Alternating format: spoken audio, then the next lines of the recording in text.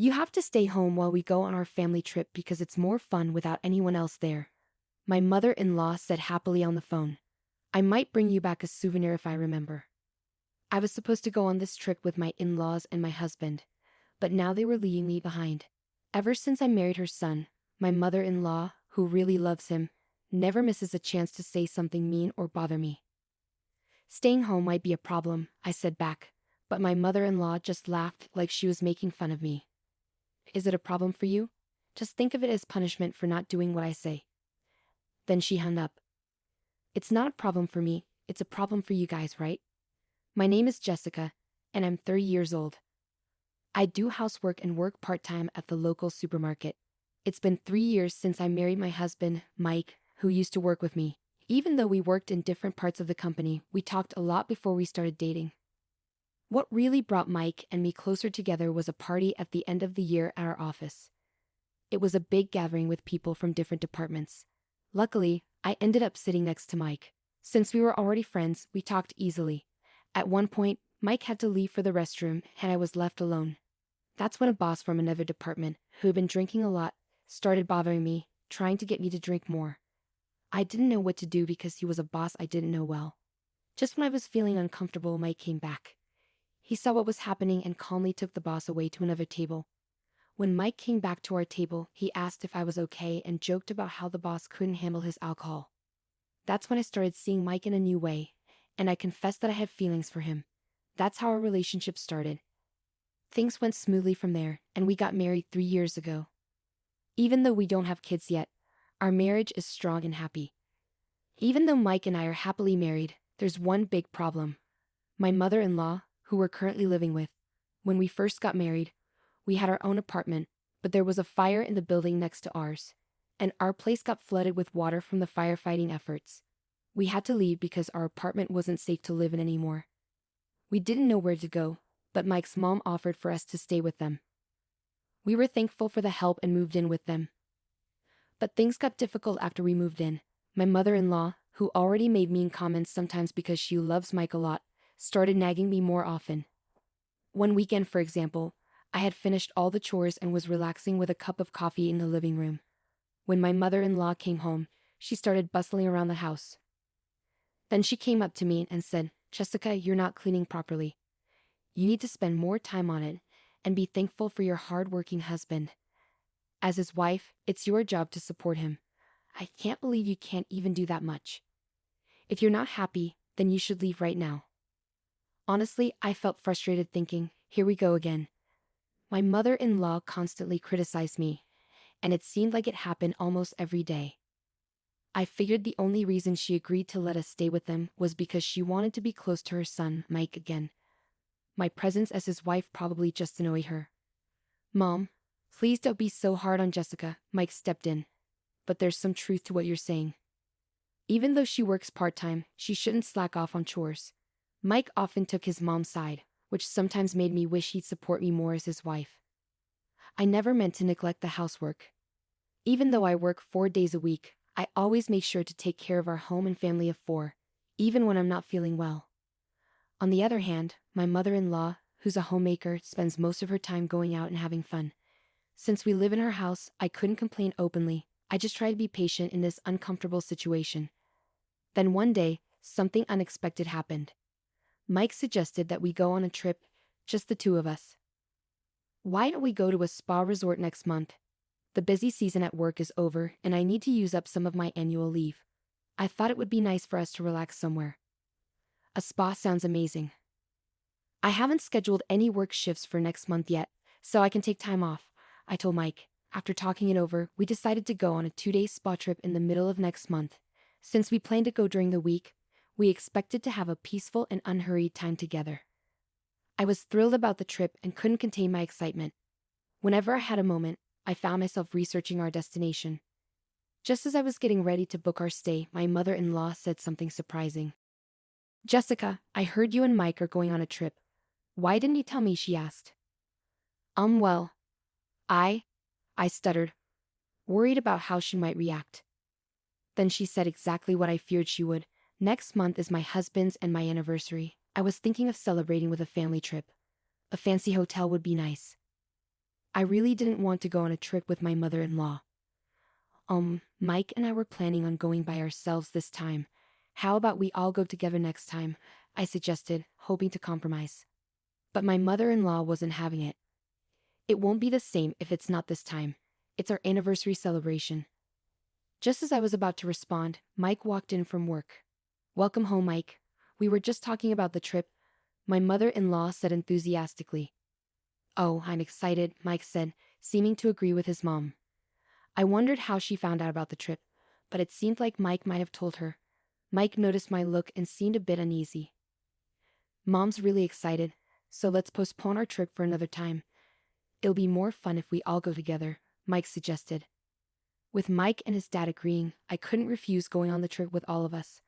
Okay, next time of just BS, I promise, Mike said, looking relieved when I reluctantly agreed. Even though I wasn't happy about how the trip turned out, there wasn't much I could do about it now. At least I decided I'd be the one to pick the places we visit and the food we try. So I took charge of booking hotels and planning our sightseeing. Then came the day of the trip. I had packed everything the day before, so the plan was to wake up an hour before leaving, enjoy breakfast, and then head out. When my alarm went off, I stretched and called out for Mike, noticing he wasn't beside me. Then it hit me, he wasn't anywhere in the house. Could it be? I dialed Mike's cell phone, but there was no answer. When I called my mother-in-law's phone, she picked up right away. Oh, Jessica dear, what's up? Mike can't talk right now because he's driving. Where are you guys? I asked, feeling a sinking sensation. My mother-in-law responded casually, isn't it obvious? We're on a family vacation. It wouldn't be a proper family trip with an outsider like you, so you'll have to stay home. Maybe we'll bring you back a souvenir if we remember. I could hear the triumph in her voice. Stay at home? That's going to be a problem, I told my mother-in-law, but she just laughed mockingly. Oh, is it a problem for you? Just see it as punishment for not doing what I say. Then she hung up abruptly. I covered my face with my hands and shook my shoulders, but instead of crying, I burst out laughing. Well, they better enjoy their trip. They'll regret leaving me behind. I quickly went online and booked a nice hotel in the tourist spot we were supposed to visit today. Then I made a reservation at a restaurant where I could enjoy a delicious dinner, just for myself. After quickly getting ready and having breakfast, I felt ready to have some fun. All right, time for a good time, I said to myself as I grabbed my luggage and hopped on the train. I had done a lot of research on different tourist spots, and I was determined to have a vacation. It's a small tourist spot, so I might bump into Mike and my in-laws, but I don't care. They're the ones who messed up. I thought as the train approached our destination. From now on, I'm going to forget about my mother-in-law and Mike and just enjoy myself, I decided as I stepped off the train. I visited a cute boutique, had tea at a trendy cafe, and chatted with locals, thoroughly enjoying my solo adventure. As the day turned into night, it was time to check into the hotel I had booked, one of the top luxury hotels in the area.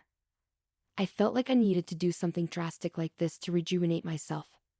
As I walked towards the hotel's check-in counter, I heard a woman's voice causing a scene. Why can't we stay here? We're willing to pay. When I looked closer, I realized it was my mother-in-law causing the disturbance. Of course, they wouldn't be allowed to stay there because this wasn't the hotel I had booked for the four of us. From a safe distance, I saw Mike spotting me and calling out, Hey, Jessica, what's going on? We couldn't stay at the hotel you booked, so we have to find another one, but they're full. He came towards me, looking a bit angry, followed by my mother-in-law who seemed furious. Well, that's what happens when the person who booked the hotel isn't here to check in. It's a security rule. I did warn you, I said calmly. At that moment, they seemed to realize their mistake and exchanged surprised glances. Just as they were about to cause more trouble, hotel staff rushed over. It was quite funny to watch my mother-in-law being escorted out of the hotel, gently but firmly, by the staff. Remember this, we will stay in a place far more luxurious than this hotel, my mother-in-law exclaimed before she and Mike left. Feeling somewhat relieved, I proceeded with my check-in, leaving them without accommodation. Once I completed the check-in process, I was shown to my room.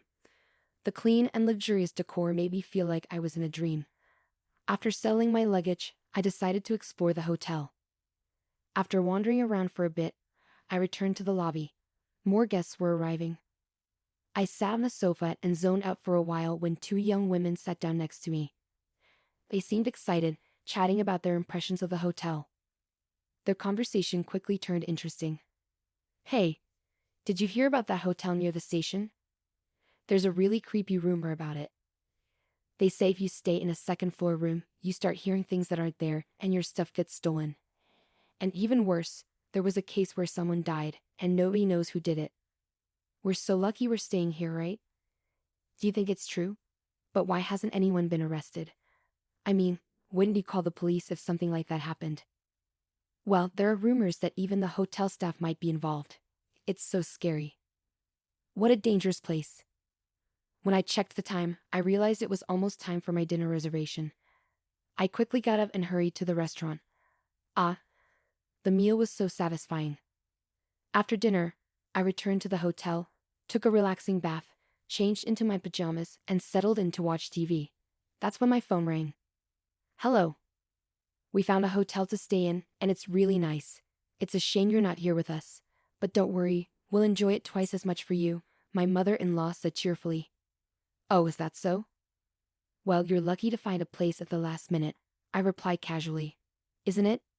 It's quiet and relaxing here because there aren't many other guests around. Plus, it's so close to the tourist spot, and the hotel is gorgeous."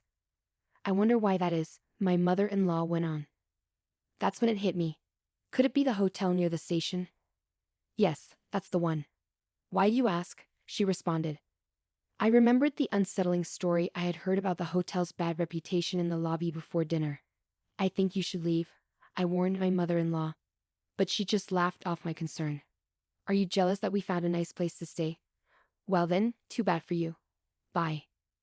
Once again, my mother-in-law ended the call without giving me a chance to respond. I didn't bother calling her back. I had given my advice, and that was enough. I switched off my phone. I didn't want my relaxation to be interrupted any further. I spent the rest of the evening leisurely and drifted off into a peaceful sleep. The next day, after checking out of the hotel, I visited the tourist spots I had missed the day before. I returned home as the sun was setting, feeling content.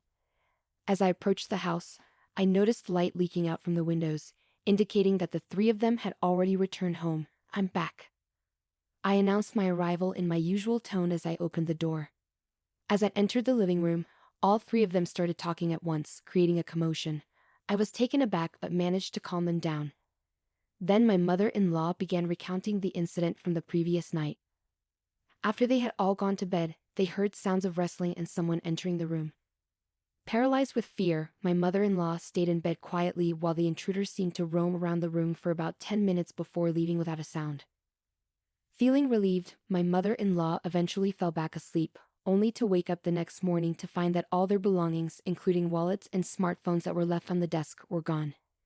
The only things left were the coin pouch and key holder that Mike had kept in his jacket's inside pocket. In a panic, they rushed to inform the hotel staff, only to be told, "You still need to pay for the room." Shockingly, the hotel staff didn't even call the police. Feeling helpless, the troubled trio used a coins mic to make a call from a public phone to a nearby relative, pleading for help. Luckily, the relatives arrived swiftly, covering the hotel charges and arranging for their safe return home. They promised to report the incident to the police soon. However, their frustration turned towards me. "If only you had warned us more seriously to leave, we wouldn't have ended up in this mess," my mother-in-law scolded. "That's right, Jessica, you bear some responsibility for this incident. What are you going to do about it?" Mike added, joining in with his mother's scolding. But if my in-laws hadn't left me behind to go on their trip, none of this would have happened in the first place. "I did warn you, didn't I?" I responded honestly. Mike's face went pale. "Shut up. You're just the wife. Don't get cheeky. We're getting a divorce. I can't put up with you anymore." I was stunned into silence. I quietly went to our bedroom, retrieved something from the cabinet, and returned to the living room to show it to Mike. "Divorce? Fine by me. I don't need a husband who won't stand up for his mistreated wife," I declared firmly. Mike's face went pale. What I had brought out were the divorce papers I had asked a lawyer to prepare. I had been getting ready for this possibility. "Maybe we should take some time to think about it," Mike stammered, but my mother-in-law saw an opportunity to push Mike towards the divorce. You should just get rid of such a terrible wife now. Your mom will find you someone better, he urged. Unable to go against his mother's wishes, Mike eventually agreed to the divorce. Well then, goodbye. Please enjoy your life with your beloved family, he said, breaking down. Ignoring Mike's emotional state, I left the house. Later, through my lawyer, I submitted the divorce papers, and the divorce was finalized. Despite Mike's attempts to reconcile, I ignored them all. Meanwhile, my mother-in-law, who had succeeded in getting rid of me, seemed happy for a while, but her joy didn't last long. The news of the divorce and the end of their living together spread throughout the neighborhood, and people who enjoyed gossiping quickly connected it to my mother-in-law's mistreatment of me, revealing her unpleasant nature. She began to face judgmental stares from those around her, and it seemed that finding a new wife for Mike was no longer a priority. I returned to my hometown and was able to find a new job thanks to a friend's recommendation. After everything I've been through, I have my fill of marriage for now. I plan to enjoy